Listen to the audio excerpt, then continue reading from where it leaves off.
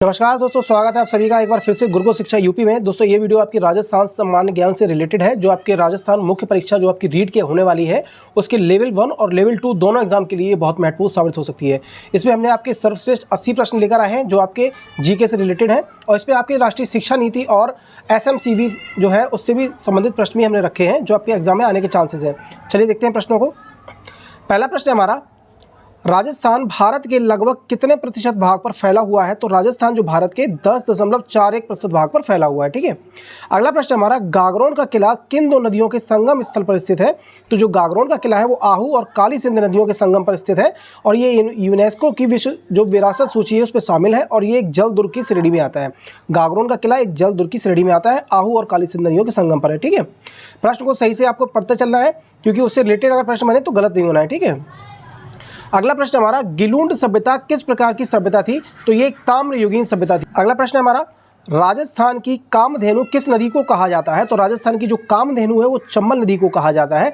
आपसे मेरा प्रश्न है, काठल की गंगा किसको कहा जाता है? काठल की गंगा किसको कहा जाता है, हमें कमेंट बॉक्स में जरूर बताइएगा। ये प्रश्न भी कई बार आया हुआ है। तो राजस्थान की कामधेनु चंबल नदी को जाना जाता है। अच्छा, चंबल नदी का दूसरा नाम अगर हम बात करें तो चमणवती के नाम से भी चंबल नदी को जाना जाता है। ठीक है।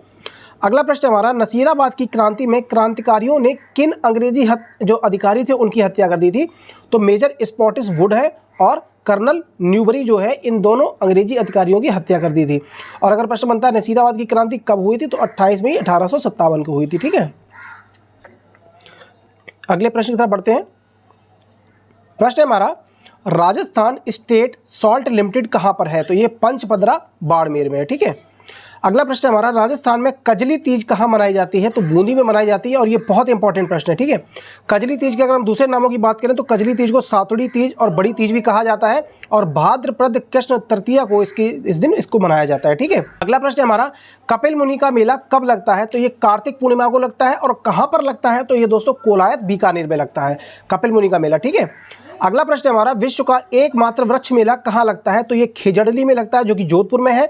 अगर ये पूछा जाता है कि ये वृक्ष मेला लगता है, ये क्यों लगता है, तो 1730 में शहीद हुए विश्नोई संप्रदाय के 363 स्त्री और पुरुषों की याद में लगता है। ठीक है। बहुत इंपॉर्टेंट प्रश्न है। अगर दोस्तों आप चैनल को पहली बार विजिट कर रहे हैं तो प्लीज़ सब्सक्राइब जरूर कर लीजिएगा, और वीडियो को लाइक करके ज़्यादा से ज़्यादा इसको शेयर कर दीजिएगा। अगर आप हमारे इससे पहले वाली अपनी वीडियो नहीं देखी है तो प्लेलिस्ट में जाकर आप जरूर देख लीजिएगा। राजस्थान जीके से बहुत अच्छे प्रश्न उसमें आपको मिलेंगे। अगला प्रश्न हमारा, पाली के नाना कराब क्षेत्र में क्या पाया जाता है? तो जो पाली का नाना कराब क्षेत्र है उसमें टंगस्टन को पाया जाता है। ठीक है।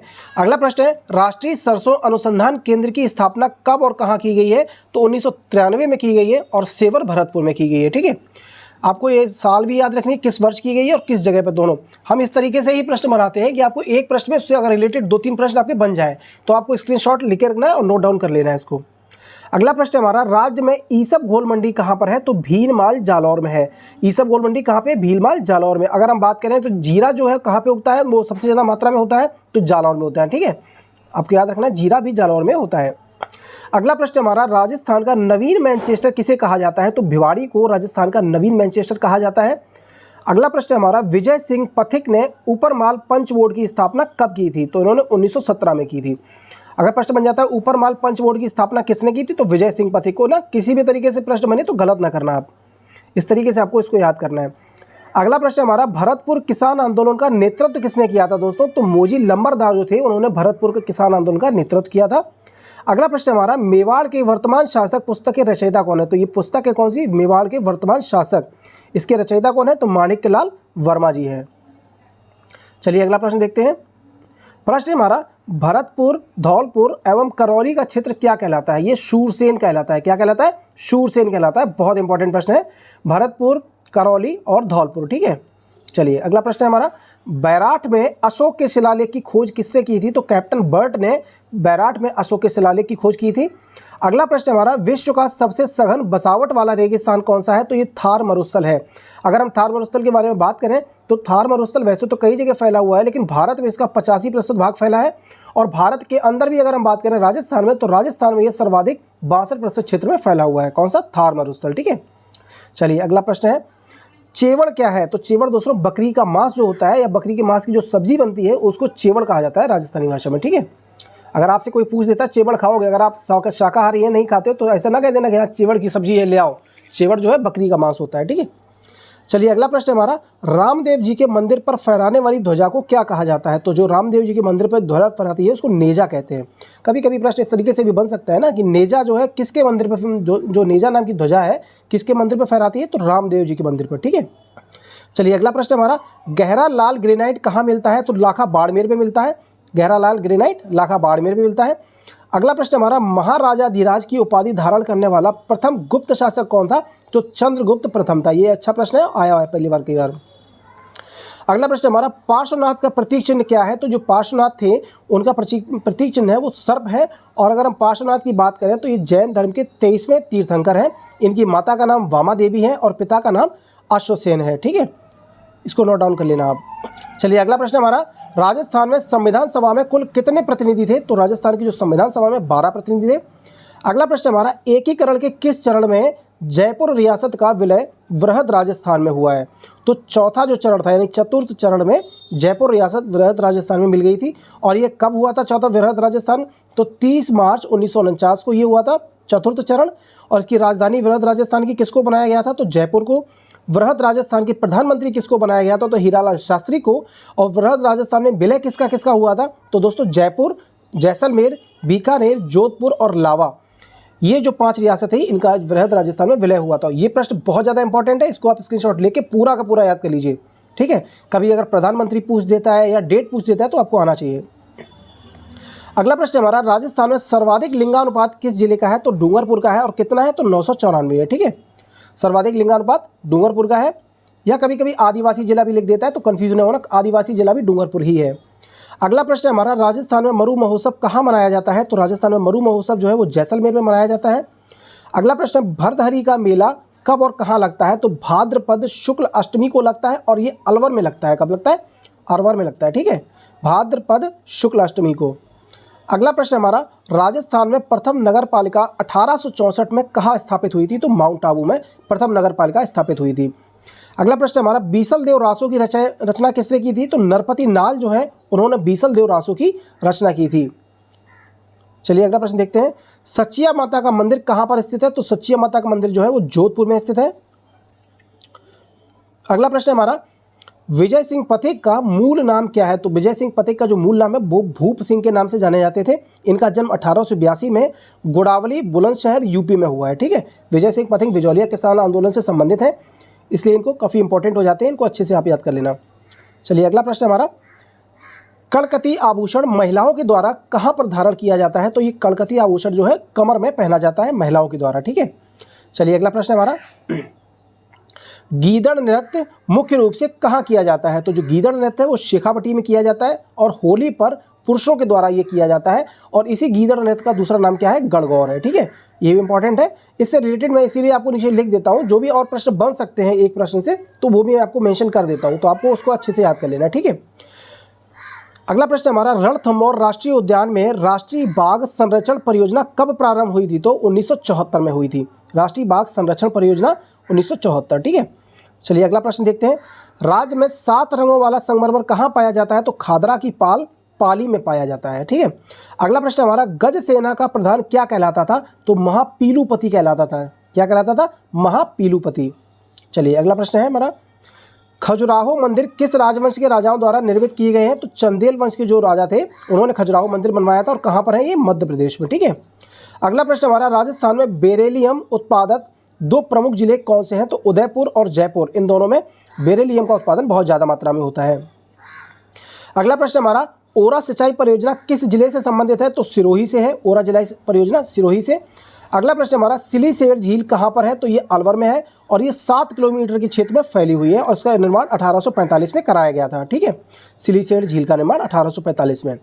अगला प्रश्न हमारा बन जाता है, इंपॉर्टेंट है, नोह सभ्यता किस जिले में स्थित है? तो नोह सभ्यता वो है भरतपुर में। अगला प्रश्न हमारा, चूप आभूषण धारण किया जाता है तो दांत में। कहाँ पे किया जाता है? चूप दांत में। दांत होते हैं मुंह में और लोग नहीं कहते चुप रहो, तो ऐसे आपको थोड़ा सा याद करके रखना है, ठीक है। देखिए आपको क्या ना तरीका बना लेना है, ट्रिक से याद कर लो। अगला प्रश्न हमारा, रेगुर मृदा को अन्य किस नाम से जाना जाता है? तो काली मृदा के नाम से रेगुर मृदा को जाना जाता है। काली मृदा या काली मिट्टी एक ही चीज़ है। अगला प्रश्न हमारा, राजस्थान की प्रथम महिला राज्यपाल कौन थी? तो श्रीमती प्रतिभा पाटिल जो है राजस्थान की पहली महिला राज्यपाल थी, जो बाद में राष्ट्रपति भी बनी थी। अगला प्रश्न हमारा, राजस्थान का कौन सा शहर पाकिस्तान सीमा को सर्वाधिक निकट है? तो श्री गंगानगर जो है वो पाकिस्तान सीमा के सर्वाधिक निकट है, और इसकी सीमा अगर पाकिस्तान से पूछा जाता है कितनी लगती है तो 1070 किलोमीटर, ठीक है। अगला प्रश्न हमारा, कोटा की किन दो सैनिक टुकड़ियों ने विद्रोह किया था? तो जो कोटा की दो सैनिक टुकड़ियां थी वो थी भवानी और नारायणी, और विद्रोह इन्होंने किया था 15 अक्टूबर 1857 को, ठीक है। अगला प्रश्न हमारा, एकीकरण के प्रथम चरण यानी मत्स्य संघ के उद्घाटनकर्ता कौन थे? तो उद्घाटनकर्ता जो है वो NV गाडगिल थे, और मत्स्य संघ का उद्घाटन हुआ कब था? तो 18 मार्च 1948 में, ठीक है। चलिए अगला प्रश्न देखते हैं। शूद्र शक्ति, स्त्री मुक्ति और महेंद्र कुमार जो पुस्तक हैं किसके द्वारा लिखी गई हैं? तो अर्जुन लाल सेठी के द्वारा लिखी गई है। ये भी इंपॉर्टेंट है, तीनों पुस्तकें हमने आपको बता दी हैं और यही कई बार रिपीटेड हो चुकी हैं पुस्तकें। चलिए अगला प्रश्न देखते हैं। लाल लोमी मृदा राजस्थान में कहाँ पाई जाती है? तो लाल लोमी मृदा जो राजस्थान में कई जिले में हैं, डूंगरपुर, बांसवाड़ा, चित्तौड़गढ़, उदयपुर और प्रतापगढ़, इन जगह पर लाल लोमी मृदा पाई जाती है। अगला प्रश्न जो कि बहुत इंपॉर्टेंट है, प्रश्न हमारा, शिक्षा का अधिकार अधिनियम 2009 के तहत कक्षा 6 से 8 तक, कक्षा 6 से 8 की बात हो रही है, कितने कार्य दिवस निर्धारित किए गए? तो देखिए दोस्तों, कक्षा 6 से 8 तक जो है कार्य दिवस वो 220 है, और कक्षा 1 से 5 तक की अगर बात कर दे तो 200 है, ठीक है। आपको याद रखना है 6 से 8 तक 220 कार्य दिवस हैं, और कक्षा 1 से 5 तक 200 कार्य दिवस हैं। चलिए अगला प्रश्न हमारा, शिक्षा का अधिकार अधिनियम 2009 का सही और पूरा नाम क्या है? तो निःशुल्क और अनिवार्य बाल शिक्षा का अधिकार अधिनियम 2009, ये आपको याद कर लेना है। देखिए, शिक्षा का अधिकार अधिनियम पूछा जाता है, या राइट टू एजुकेशन एक्ट, या SMC यानी विद्यालय प्रबंधन समिति से अगर प्रश्न बनता है आपको याद करके चलना है। और हम हर वीडियो में 3 से 4 या 5 प्रश्न आपकी इसीलिए लेके आते हैं कि अगर प्रश्न इनसे आ जाता है तो आपका गलत नहीं होना चाहिए, ठीक है। अगला प्रश्न देखते हैं। इंदिरा गांधी रसोई योजना का शुभारंभ कब हुआ? तो 20 अगस्त 2020 को हुआ था, और अशोक गहलोत के द्वारा ये चलाई गई थी। इसका फ़ायदा ये था कि इसमें 8 रुपये में भोजन मिल जाता था, ठीक है। चलिए अगला प्रश्न हमारा, 2 अक्टूबर 1959 को नागौर राजस्थान में पंचायती राज का औपचारिक उद्घाटन किसने किया था? तो पंडित जवाहरलाल नेहरू ने किया था। और नागौर में भी अगर पूछा जाता है कौन सी जगह है, तो बुगतरी गाँव में किया था, ठीक है। चलिए अगला प्रश्न हमारा, राजस्थान का सबसे प्राचीन व संगठित उद्योग कौन सा है? तो सूती वस्त्र जो उद्योग है वो राजस्थान का सबसे प्राचीन और संगठित उद्योग है, ठीक है। चलिए अगला प्रश्न देखते हैं। प्रश्न हमारा, जनगणना 2011 के अनुसार राजस्थान में 0 से 6 वर्ष का लिंगानुपात क्या है? तो 888 है, ठीक है। 0 से जो 6 वर्ष का लिंगानुपात है 888 है। अगला प्रश्न है, राजस्थान की पहली रेल बस कहाँ प्रारंभ हुई थी? तो मेड़ता सिटी में राजस्थान की पहली रेल बस चली थी। अगला प्रश्न हमारा, वीर भारत सभा की स्थापना किसने की है? तो केसरी सिंह बारहट ने 1910 में वीर भारत सभा की स्थापना की थी। अगला प्रश्न हमारा, राजस्थान में पंचायती राज व्यवस्था कितने स्तर वाली है? तो ये त्रिस्तरीय है। कैसी है? त्रिस्तरीय। और इसके 3 स्तर कौन कौन से हैं वो भी जान लेते हैं। ग्राम पंचायत, पंचायत समिति और जिला परिषद, ये पंचायती राज व्यवस्था के 3 स्तर हैं, ठीक है। चलिए अगला प्रश्न देखते हैं। राजस्थान में सबसे कम जनसंख्या घनत्व वाला जिला कौन सा है? तो जैसलमेर जो है वहाँ पे सबसे कम जनसंख्या घनत्व होता है। अगला प्रश्न हमारा, राजस्थान का कुल क्षेत्रफल वर्ग किलोमीटर में कितना है? तो 3.42 लाख वर्ग किलोमीटर। अगला प्रश्न हमारा, राजस्थान का कल्प वृक्ष किसको कहा जाता है? तो खेजड़ी को राजस्थान का कल्प वृक्ष के नाम से जाना जाता है, खेजड़ी वृक्ष को, ठीक है। आपसे मेरा प्रश्न है, आप हमें कमेंट बॉक्स में जरूर बताइएगा खेजड़ी वृक्ष का वैज्ञानिक नाम क्या है। अगला प्रश्न हमारा, 6 से 14 वर्ष के सभी बच्चों को मुफ्त एवं अनिवार्य शिक्षा का अधिनियम कब से लागू हुआ है? तो ये 1 अप्रैल 2010 से लागू हुआ था, ठीक है। अगला प्रश्न हमारा, राजस्थान में मंत्रिपरिषद की अधिकतम संख्या कितनी हो सकती है? तो विधानसभा की जो सदस्य संख्या होती है उसका 15% मंत्रिपरिषद की अधिकतम संख्या हो सकती है। अगला प्रश्न हमारा, कोटा, बूंदी एवं प्रतापगढ़ जो रियासतें हैं उनका राजस्थान संघ में विलय कब हुआ? तो 25 मार्च 1948 को हुआ। ये इंपॉर्टेंट प्रश्न है। अगला प्रश्न हमारा, तिमड़िया नामक आभूषण कहाँ पहना जाता है? तो तिमड़िया जो है वो गले में पहना जाता है। तिमड़िया कहाँ पे पहना जाता है? गले में। चलिए अगला प्रश्न देखते हैं। आवल वावल की संधि कब और किसके बीच में हुई है? तो 1453 ईस्वी में ये संधि हुई थी। राणा कुंभा और राव जोधा के बीच में आवल वावल की संधि हुई थी, ठीक है। अगला प्रश्न हमारा, रारी क्या है? रारी है तो राज्य कृषि अनुसंधान संस्थान, जिसको हम लोग बोलते हैं राजस्थान एग्रीकल्चर रिसर्च इंस्टीट्यूट, ठीक है, इसको रारी बोलते हैं। अगला प्रश्न हमारा, विजौलिया किसान आंदोलन में किस जाति के किसान सर्वाधिक संख्या में थे? तो जो धाकड़ जो जाति के किसान थे वो सबसे ज़्यादा संख्या में उन्होंने हिस्सा लिया था। अगला प्रश्न हमारा, 1857 की क्रांति के समय जोधपुर के पॉलिटिकल एजेंट कौन थे? तो ईडन जो है वो जयपुर के पॉलिटिकल एजेंट थे 1857 की क्रांति के समय। अगला प्रश्न है हमारा, मत्स्य संघ का प्रमुख राज्य प्रमुख कौन था और किस रियासत का शासक था? ठीक है, तो धौलपुर जो रियासत का शासक था वो प्रथम राज्य प्रमुख था।